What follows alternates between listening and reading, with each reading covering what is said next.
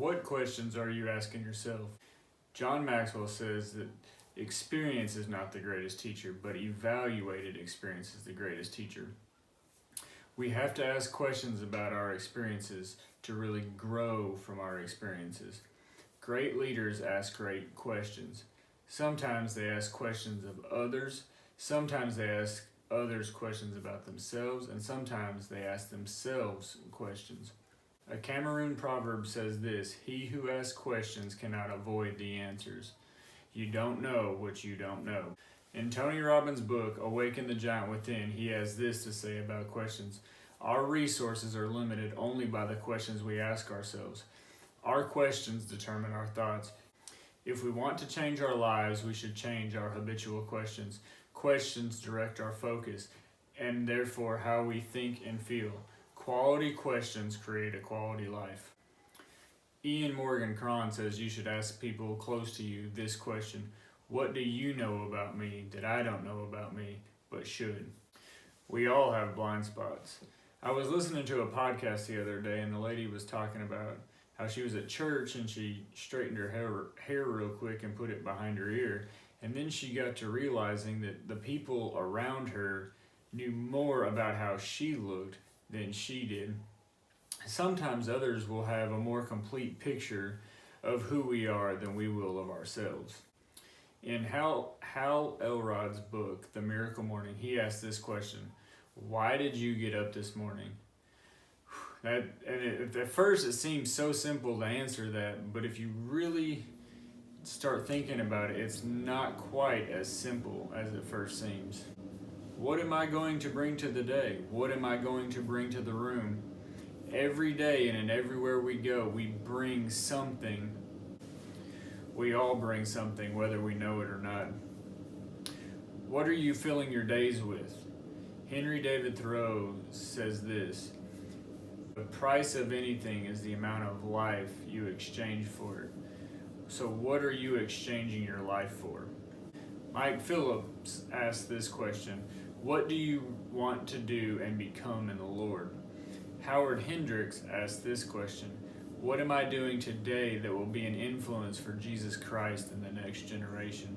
The questions we can ask are limitless. They can cover every area and facet of life, and questions can lead to more questions.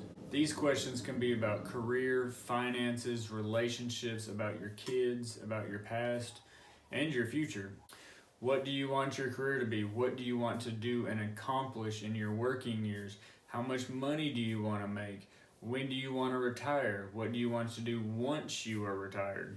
How much money will you need in retirement? How are you investing your money for retirement so that you have enough, all the money that you want in retirement? What are you doing to help your children start off a step up financially?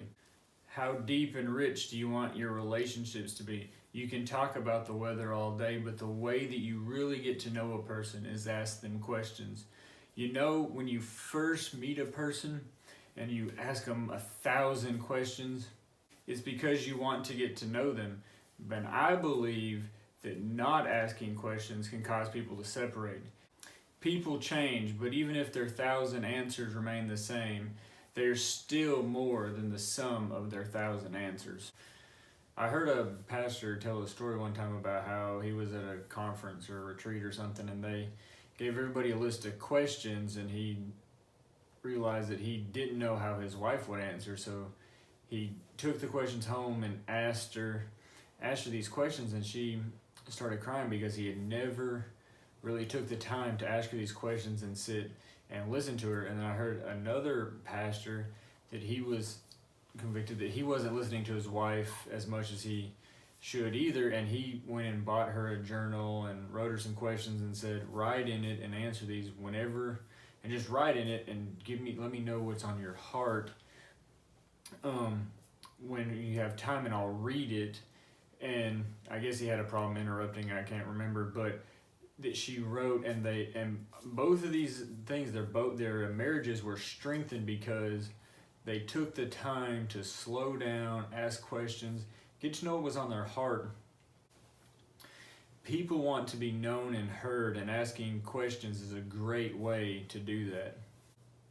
Asking your kids questions is a good way to deepen the relationship. It lets them know that they are known and that they are seen and that you care, and it can also help them think things through and help them figure things out as well. You also need to ask yourself questions about what you want your marriage to be like and look like, and how you want to raise your kids. It's great to know other people, but you also have to know where you want to go in life. You can ask yourself questions about the past or where you'd like to be in the future. This can help you discover things that happened in your past that maybe you'd like to do differently or that you like to do the same. It can help you identify wounds that you are still carrying hurt from, and which can help you bring healing. When you discover these areas, you can forgive and choose not to walk in hurt anymore. The present and the future, though, are where we need to spend most of our time asking questions and thinking on. If you don't know what you want in the future, you won't have a roadmap to get there. Too many people go through life and see things and go places, but in the end, it wasn't the things and the places they wanted to see and go. It wasn't the things that they really wanted to do.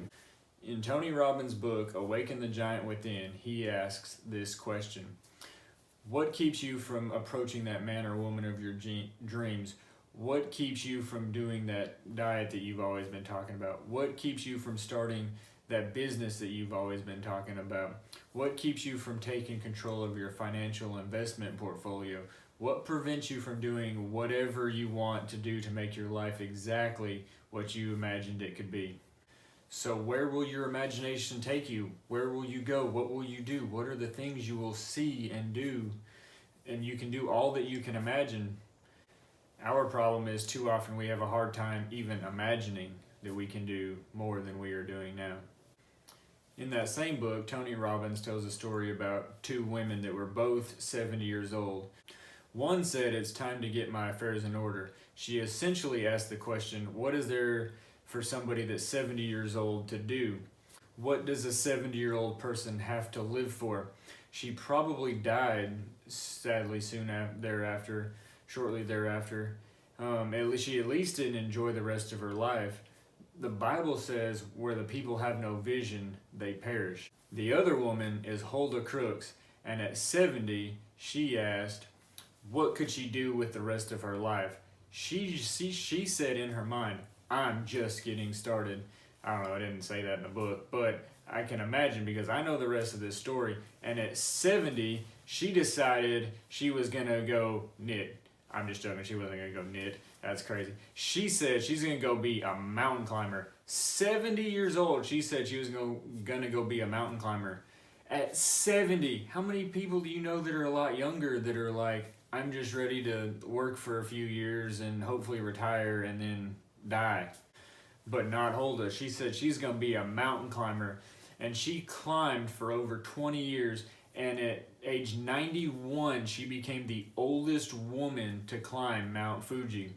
She climbed tons of mountains, and for 20 plus years, she enjoyed the rest of her life because she said, I have the rest of my life ahead of me to do whatever I want to do. She imagined that at 70, she could reinvent herself and become a mountain climber, and she did. People every day ask themselves questions, and people every day either die or climb to unimaginable heights. What makes you think you're too old or not knowledgeable enough or don't have the right background or any other excuse you can come up with to go after your dreams or find a new dream? Chris Hogan's football coach told him this about excuses. An excuse is just a lie wrapped with a reason. In a book I was recently reading, I came across a Maxwell Maltz quote, and I'll read it to you here real quick.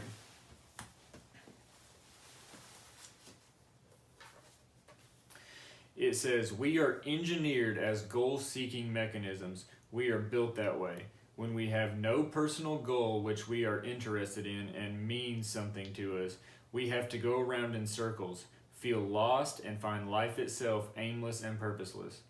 We are built to conquer environment, solve problems, achieve goals, and we find no real satisfaction or happiness in life without obstacles to conquer and goals to achieve. People who say that life is not worthwhile are really saying that they themselves have no personal goals with which are worthwhile. Get yourself a goal worth working for. Better still, get yourself a project. Decide what you want out of a situation. Always have something to look forward to. You don't know what you want out of a situation in life unless you ask.